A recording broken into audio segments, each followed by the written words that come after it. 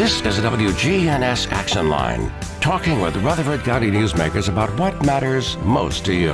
Now, your host, Bart Walker. Good morning to you. Welcome into the Action Line from WGNS. Our guest this morning, Murfreesboro City Manager Daren Gore.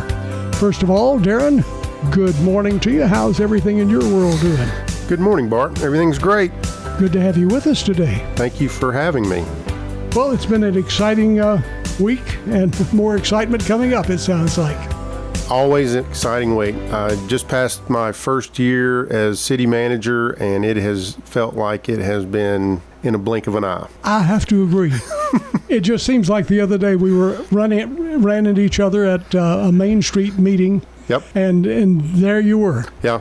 It just seems like I wouldn't have believed it was a year. Yeah, I know. It's been fast and furious, that's all I can say. Well, there are a lot of things on the plate to talk about this morning. One of them, the Veterans Park. Everybody's excited about that. That's been needed for a good while, the park over in the Blackman community. Correct. Bring us up to speed on that. Well, they're out there doing the mass grading right now, so it's a lot of dirt work, and they're just reshaping the earth, if you will, reshaping the site so that all the amenities can get constructed and installed. So it's not very exciting looking, maybe real similar to what you see over at Town Creek. Not a lot of glitz and glam, but it's necessary. It's the foundation on which you have to start your construction. You got to get the foundation right and get the subgrade right, and then everything else moves along pretty quick. Now, how big will that park be?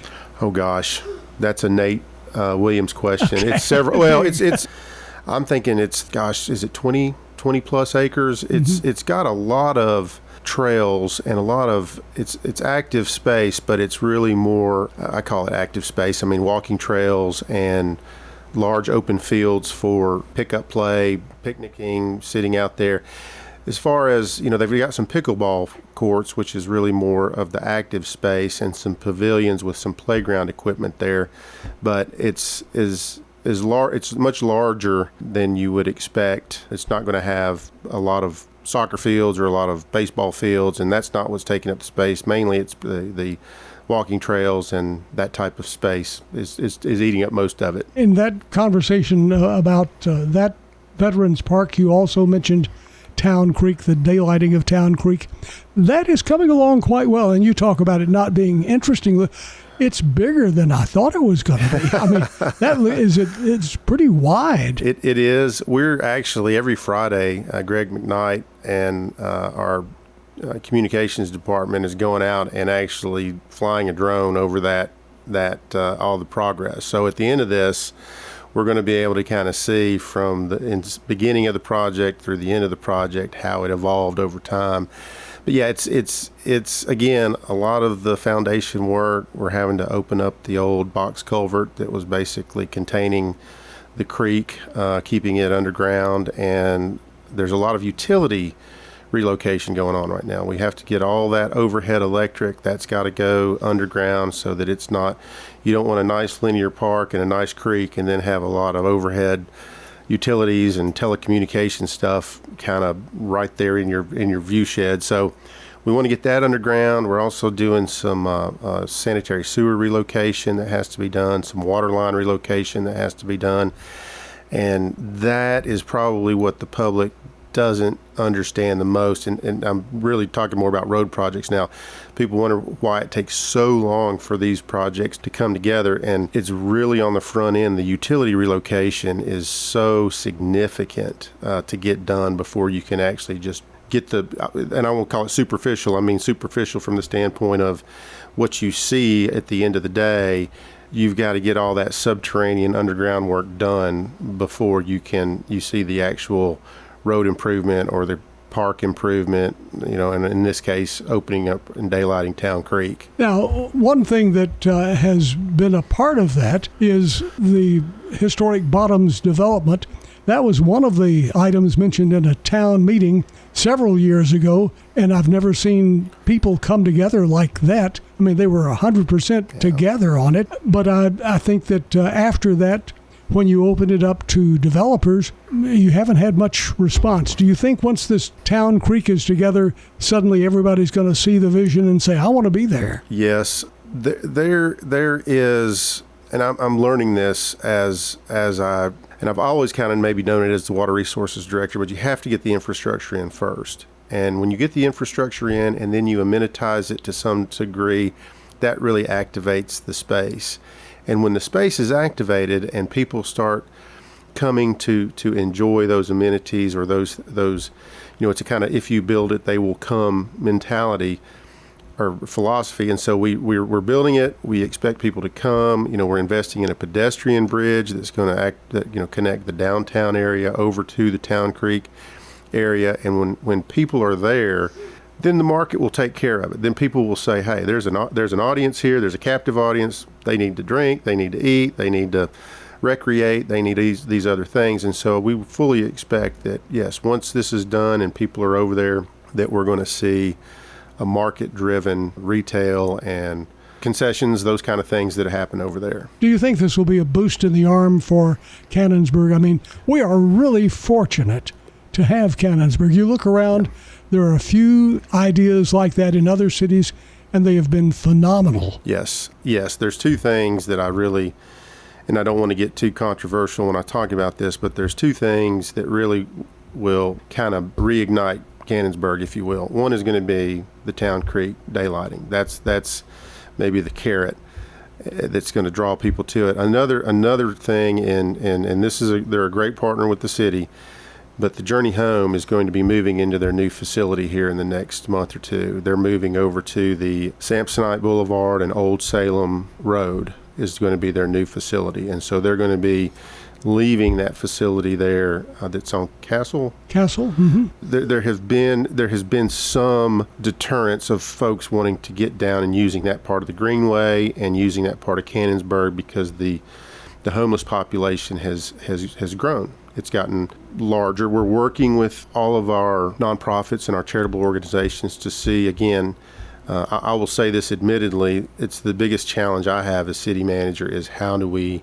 give the comfort level to the public so that they can use these downtown amenities, things like Canonsburg, and walk downtown and feel safe, but at the same time, show compassion and show the empathy that we need to show to the homeless community that need to, resources in order to find shelter, find a permanent home. So I think with the Journey Home moving and Town Creek opening up, I think Canonsburg is ripe for that reigniting and getting more people back into that area. Really exciting times ahead. And you've been here in office for a year now, and you're really ramping up. You are hitting all the high points, and you're getting them all at once. Does it feel like a storm coming?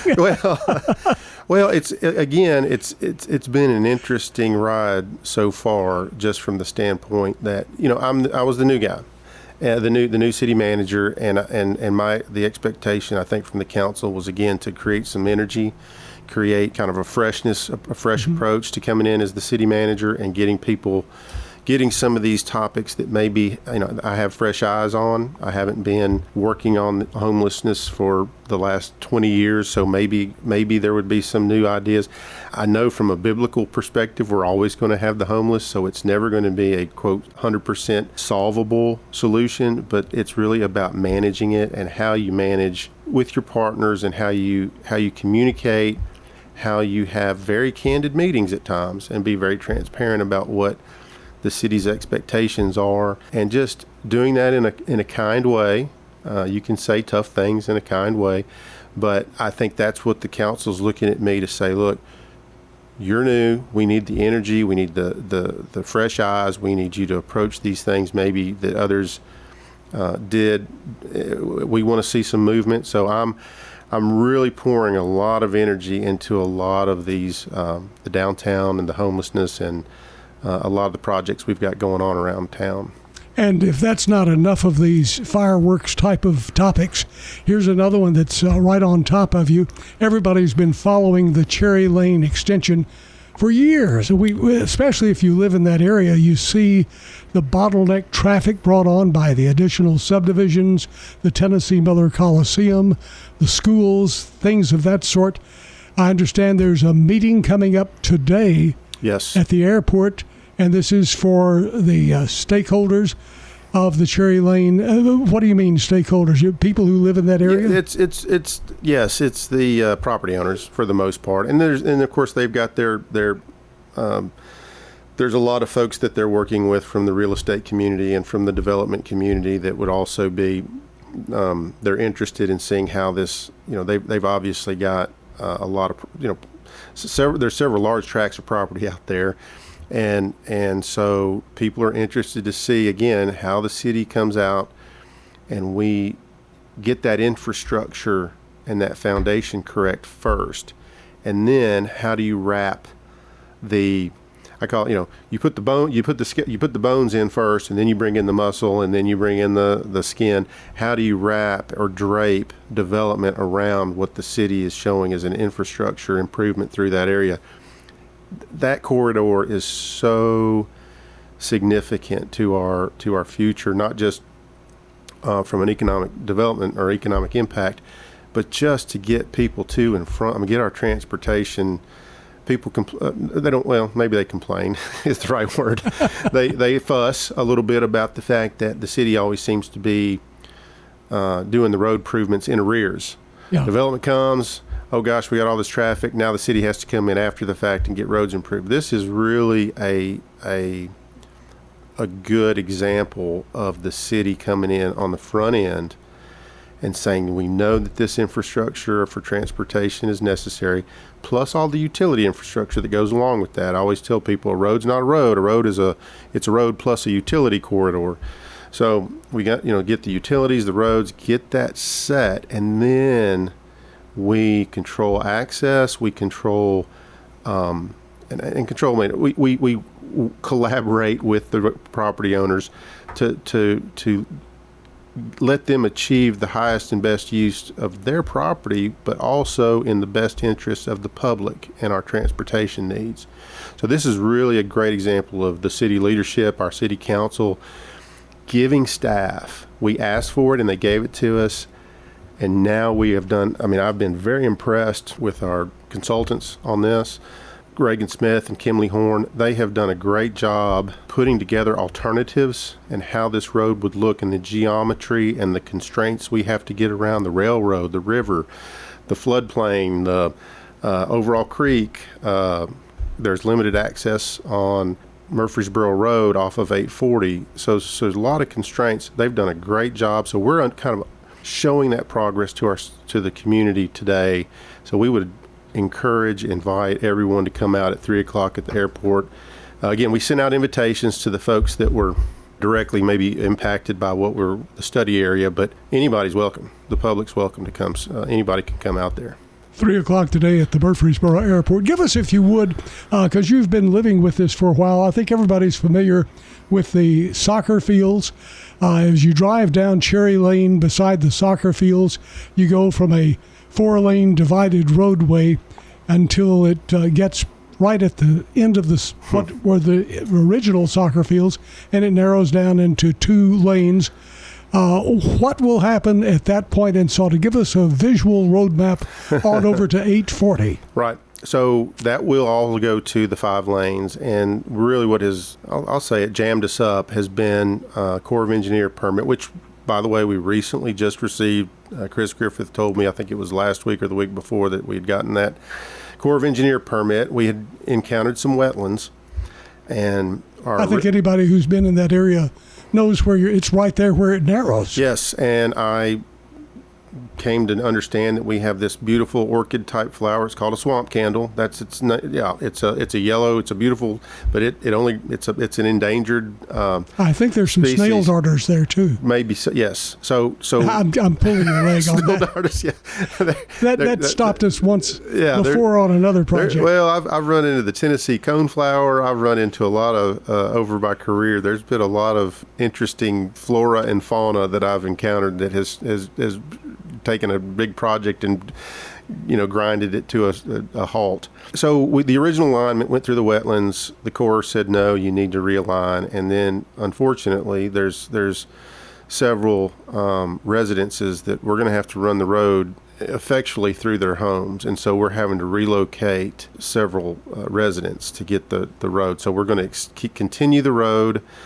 The 2 lane's going to go to a 5 lane. It's going to basically go due west, and then it's going to do a pretty sharp S turn through the Jordan farm, which you own, which we own, right? So the city will, the right of way shouldn't be too hard to get through that farm. So that's going to bifurcate or kind of split that farm in two. But we've known that this is coming for years. So we've the Water Resources Department has planned ahead. They know what they need to do to accommodate the new road in there. And then we're going to connect, and I don't know the name of the county road we're connecting to, but in essence, we're going to continue a westerly route over to the new interchange that's going to be at I-840. And so we're going to have an 840 to Memorial connection. That is going to take some, that's going to relieve a lot of congestion off of Thompson Lane, which we all know is a huge. Yes. It's going to be a huge project for TDOT. I don't know that we're going to necessarily get Cherry Lane built and the interchange built before Thompson Lane starts. But at the end of the day, you're going to have an improved, connection between 840 and Memorial that will take the pressure off of Thompson Lane. So will the new interchange be between Broad and Sulphur Springs? Yes, it will. The city actually owns a tract of land, again, size, I'm not sure, 40 acres or so. There on the west side of 840, that's where the interchange is going to go. Yes. So 40 acres gives you enough room Yes. to do developments. Yes, that's right. We've got enough room to accommodate the hotels, the interchange. Yes, and whatever. we'll have some remaining property to do somewhat like we did along the medical center corridor, where we can broker some economic development opportunities. Newcomers to town may be thinking, why are they talking about putting a hotel there? It's a little optimistic. From what I understand, this is going to be the Tennessee Soccer League home. Yeah, well, that's true. I say hotels. They claim they can fill a hotel almost 300 and something days a year. Yes, there's a great partnership there, and again, I don't know the intimate details with that, but Nate Williams does a great job. I would suggest you having him on here, and he probably can tell you every detail with the. He can walk us down the hall of the hotel. Yeah, he can. That's right. Yeah, he may have a concept plan already drawn up. So that's exciting. And just speaking of that,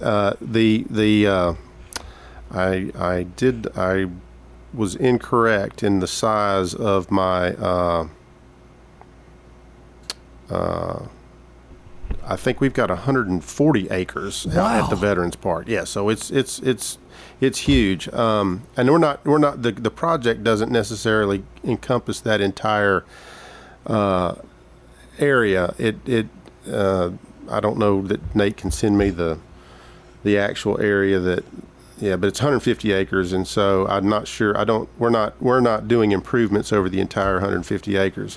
I'm impressed you have that. I mean, when you said 40, I was impressed. Yeah. But 150 is huge. I should have known. That's like one of Nate's parks. It is. Well, it's ultimately going to get. It's going to get phased, and we're going to ultimately, that 150 acres is going to get fully utilized as a park. He's saying there's about 90 acres of dedicated park space out of the 150, so that's a big park. It is. It is very big, bigger than Old Fort, I believe. Yes. We're going to continue the conversation. This morning we are focusing on the city of Murfreesboro, and our city manager is here celebrating his first year in office. First year in office. Daren Gore with us here. Stay with us. We will be right back. That brisket came from your cow, right? Yep, raised her, named her, thanked her, and now she's dinner. Rutherford County Farmers Market. There's something fresh every week. Tuesdays and Fridays, 7 to 1 at Lane Agri Park in Murfreesboro on John R. Rice Boulevard. Is your saving for retirement strategy involving the phrase, "I'll get around to it someday"? If so, we need to talk. Hi, I'm Edward Jones Financial Advisor Lee Colvin. And when it comes to meeting your goals, time can be on your side. And there's no better time than now to get started towards your retirement goals. Give us a call, Lee Colvin, at 615-907-7056. Edward Jones, Making Sense of Investing, member SIPC. This is Peter Demas, and our family is inviting your family to come eat with us at Demas's restaurant. Right now, there's this big talk of tariffs. So we start looking at where do all of our suppliers get their product from. Even though we're buying it from, and it looks like it's from an American company, but they're getting it from China. What we're trying to do is we're trying to give people the value. When the prices do go up, we have at least a cushion to work off of. Come eat with us at Demas's restaurant on Northwest Broad Street. Hi, this is Amanda from Animal City, and our hand-fed baby bird nursery is starting to fill up. If you are looking for your next sweet feathered companion, come in and see us. Find your next pre-loved, pre-spoiled pet here at Animal City. Be sure to check out our downstairs level. Here at Animal City, we would like to thank Murfreesboro for letting us be your family-owned and operated pet store for 33 years. Animal City is located at 919 Northwest Broad Street.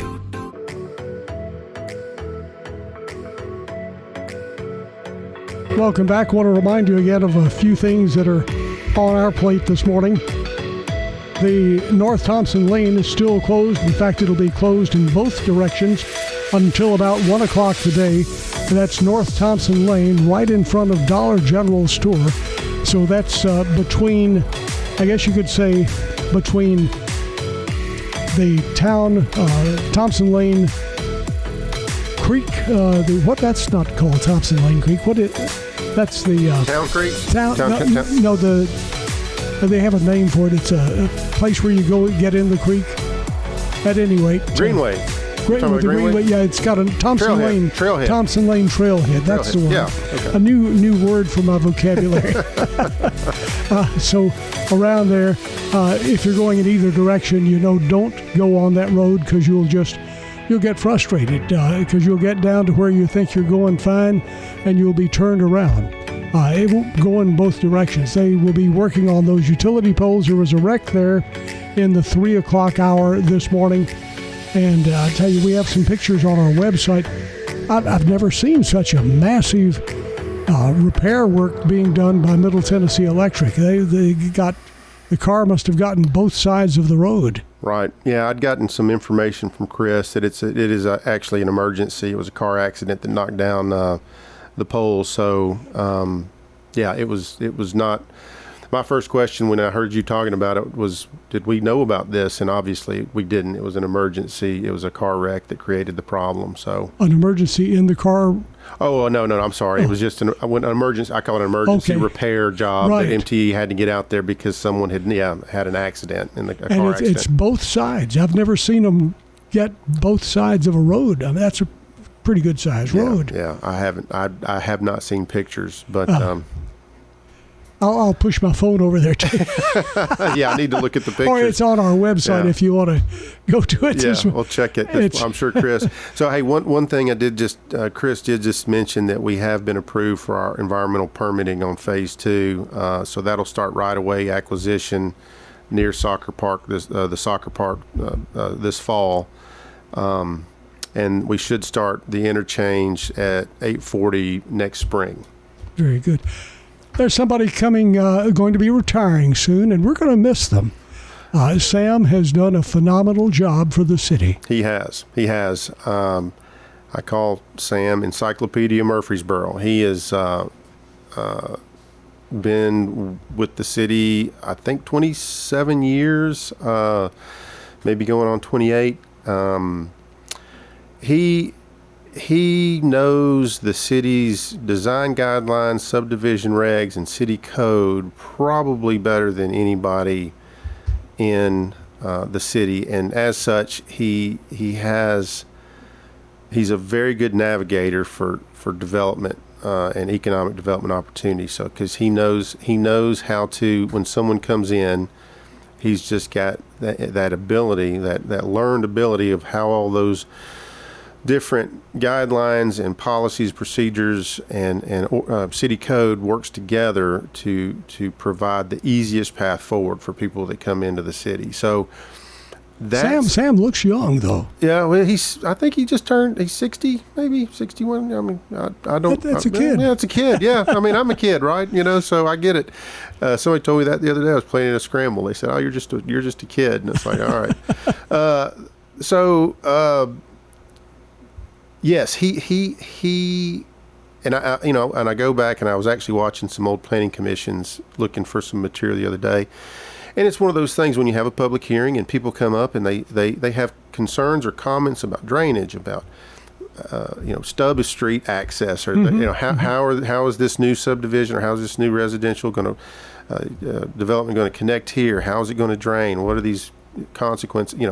And so it's an on the fly thing. The council's taking notes, and at the end of the public hearing, Sam steps up and answers everything. So it's not as though he had an opportunity to go back and study and prepare and whatnot. I mean, it's on the fly, stepping up, answering questions that are right there happening in real time, and that's his superpower. I mean, that's a gap that I and our other staff members, we're going to have to figure out how to fill that gap when we have these public hearings. I don't think you could fill his gap. I don't know if we can. I'm really impressed with. He has, at an instant, texted in to guests we've had on this show. Questions come in from listeners.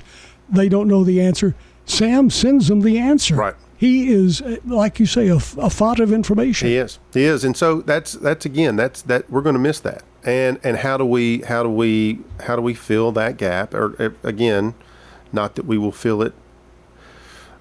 We will never fill Sam's, not being, or the gap that he leaves, but we've got to fill some of that so that we can field these questions and we can give the public the confidence that, hey, we do know our own rules, we do know our own subdivision regs, we do know our own design guidelines, and we can help you get across the finish line with projects or safeguard existing parts of the town from there's a balance when you bring new development in. You want to encourage that, and you want that's growth and that's good, but you also want to make sure that the existing community that their quality of life is not adversely impacted. Mm-hmm. So it's just that balance, and how do we continue to give people the confidence that we're achieving the right balance. It's sort of like some of these game shows on TV. Are you going to have as a requirement of Sam's retirement that you have an emergency line that goes directly to Sam Huddleston? That's right.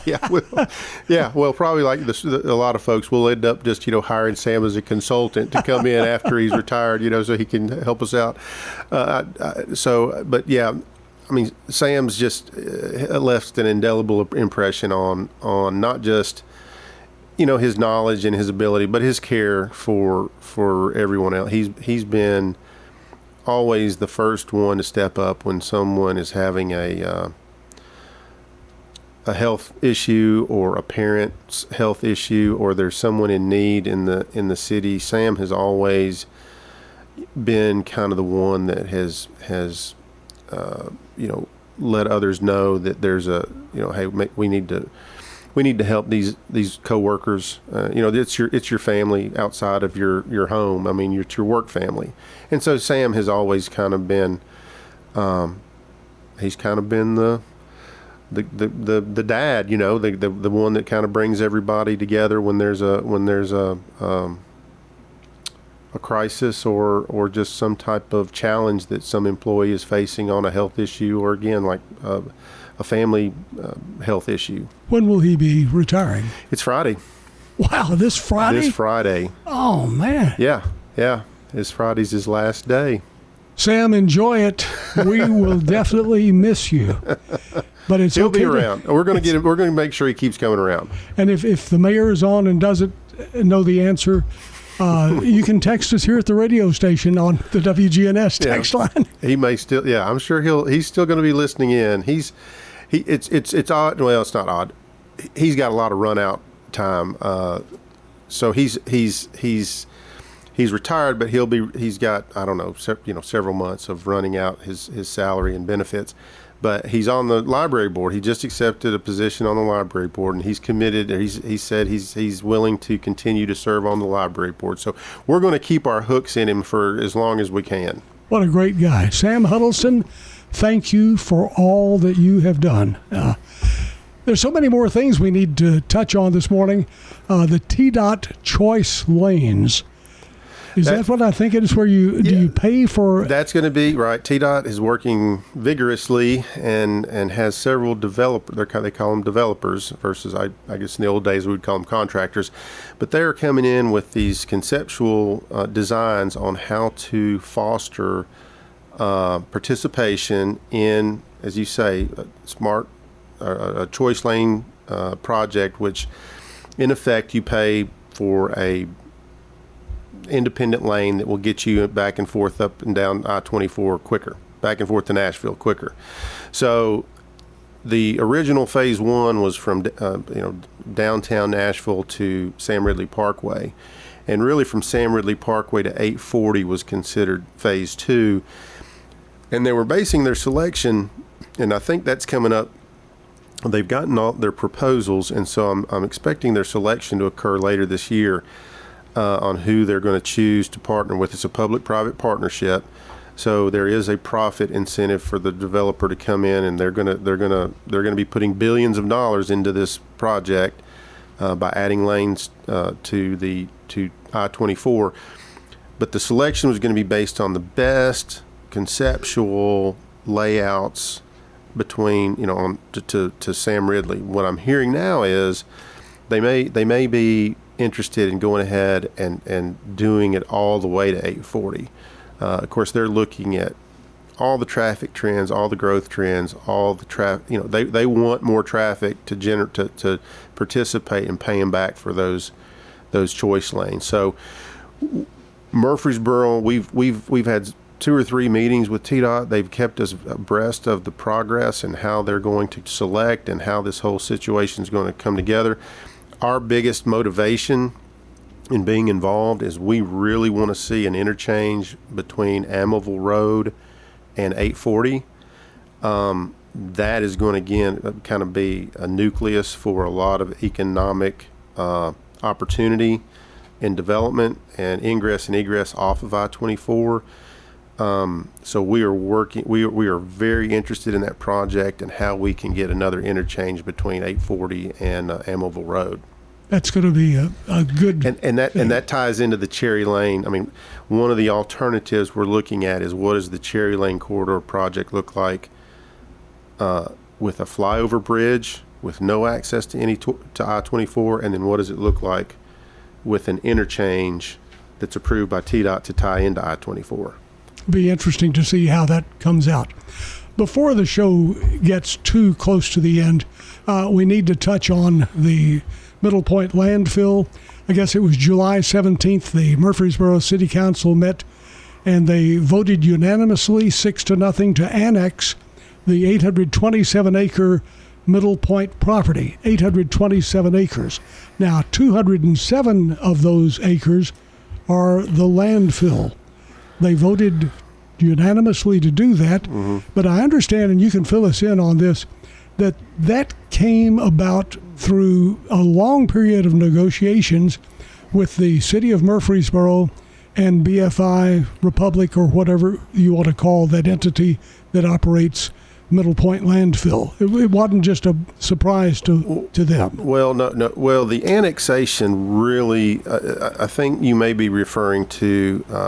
There's a proposed settlement agreement that the council's going to be considering at tomorrow night's council meeting. And this is to get. This is to resolve the lawsuit. Yes, it's to resolve the federal lawsuits, the Clean Water Act and the Clean Air Act violations that we have claimed that they have caused. And so, in effect, the settlement agreement is something that has been worked on for about a year and a half to try to mitigate the water quality issues that we've seen, primarily dealing with PFAS, which are the forever chemicals, which is the biggest from a health drinking water health standard. PFAS is kind of the big biggest EPA issue on the table right now, because they're saying that these forever chemicals are, they're hazardous to your health and carcinogens. So it is really trying to spell out in a very step-by-step process of what they're going to do to fix the water quality issues, and also to fix the air quality issues. And a lot of the air quality issues is dealing with a gas extraction system and an odor control management portal that we would work with them on. And so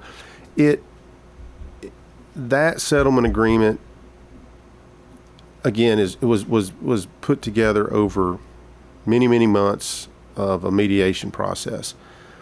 That's in front of the council. They have to determine whether they believe that those measures that are in that settlement agreement are in the best interest of our community, or if continuing the lawsuit is in the best interest of our community. And that's a tough position. The annexation really was more of our ability to adopt or incorporate Republic in as a corporate citizen, so just like we would with General Mills or Heritage Dairies or a lot of our industries, we are able to have a little more oversight, right, in as to what they're doing, if they're expanding or if they're doing things on their site. The annexation really gives us more ability to oversee their stormwater control measures, the building and code standards, the fire protection requirements that they may have if they build new facilities on the landfill. So the annexation was more about, there's a nominal revenue that comes in, I think somewhere in the $40,000 range that we'll receive annually as part of their property taxes. But for the most part, it was really to give more oversight on the stormwater and the building and codes, and putting our city code onto them and creating a better corporate citizen, if you will. The settlement agreement, again, is really talking about how do we fix the air quality and the water quality problems, and whether the council sees that as the best solution or continuing the lawsuit as the best solution. So time will tell on that. That's going to be determined by the city council tomorrow night. Also, in keeping with a lot of this improvements in the downtown area, you're going to have a town hall meeting Monday night. Yes, Monday, August 4th. We have had an ongoing downtown study, again, primarily to see how we could maybe help activate some of the second floor space. Sam has been, and Greg McKnight, Ben Newman, all of our planning team. They did a trip over to Oxford, Mississippi, and Oxford had done a big downtown revitalization, so we took a lot of takeaways from Oxford, Mississippi. KDGI, the architectural firm here on the square, has put together a great kind of roadmap on how do we look at activating that second story space, maybe getting the offices up into that second story, and then again creating more hospitality type venues on the bottom floor. And where are some partners downtown that are willing for us to work with the city to try to, again, get that upstairs floor activated? Because the biggest issue, and I know our building and codes folks, Kevin Jones has been at Metro.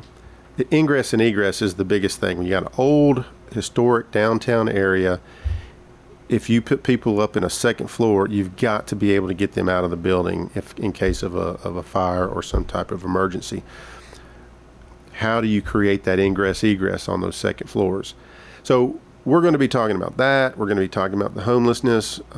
We're really just having a downtown, inviting the downtown community to have a town hall similar to what we did to the Blackman area, similar to what we did at Olive Branch Baptist Church, to just let them know what we're doing and where we're headed, and give them a heads up on the fact that we're working hard to try to develop that roadmap to enhance and improve and foster growth. And that's 6 o'clock Monday night, this Monday night, 6 at First Presbyterian Church. And that's just off the square, the corner of College and Spring. Correct. 6 Monday night. Before you leave, we've got about 3 minutes. Give us an update on the downtown projects as they stand. I guess there's only one that's standing right now. Right, yeah. Keystone Project, we actually have the best way I can describe it is, we're probably kind of into the third rendition of this project. The first rendition was multifamily, condos, hotel, all under one financing package. The thing that has really kind of disrupted our ability to get this project started has been the financing. So then it was, let's look at doing the condos and the multifamily under one packaging and then putting the hotel out as a separate package. Well, what's happened here recently is we're looking at really a three-phase or three-section project. We'll call it secured. The multifamily and 70% of the retail is secured through a HUD loan. The condos and a large portion of the remaining retail, that's semi-secured. I say semi-secured because the financing, the banks have to see that there's going to be certain pre-sales. They're going to have to show that a certain amount of those units are pre-sold before they'll finance it. So it's anticipated and ongoing, but we got to get. And the hotel is really speculative. It gets back into if they build it. If we build these other things, I'm being told the hotels will come.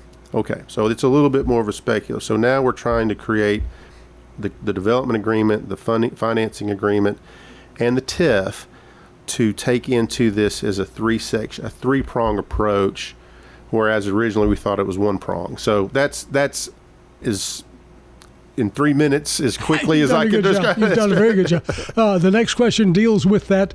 With all of that being said, you were going to start raising some of the old buildings so you could put in the new ones. You got the old city hall, you've got the water department, right, your old home stomping ground.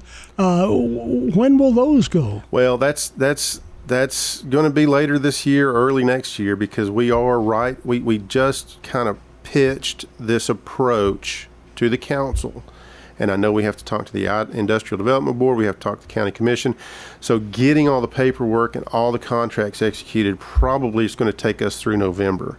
Once we get those items completed, then we close on the property. Then we'll probably see some activity early next year. Okay, so if everybody approves it. If it all works. Well, good luck to you, and congratulations for a year in office. Thank you very much. It's been quite a ride and a privilege. And Sam Huddleston, we're going to miss you. His last day will be this Friday. Stay with us. Much more to come. We're going to be heading over to MTSU Live with not only audio, but you'll be able to watch it on our website and our YouTube TV. Wherever you watch Big G TV, you'll be able to watch the dedication of the Stephen and Denise Smith Student Athletic Performance Center. That's coming your way at 9 o'clock on the nose. Thanks for joining us. Hey, have a super rest of the day. Much more to come.